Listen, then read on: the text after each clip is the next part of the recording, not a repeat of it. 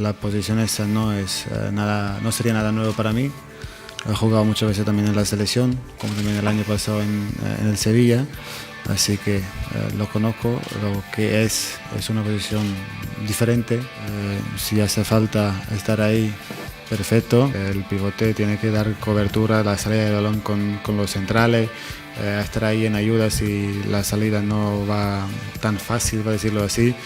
Y después, claro, hacer cobertura a la gente que está enfrente tuya, estar siempre con un ojo lo que pasa en la espalda de tus compañeros, y es así un poquito. Y después, claro, de interior tienes más libertad, estás más cerca de la portería, y bueno, es totalmente la idea en general es un poco diferente, ¿no?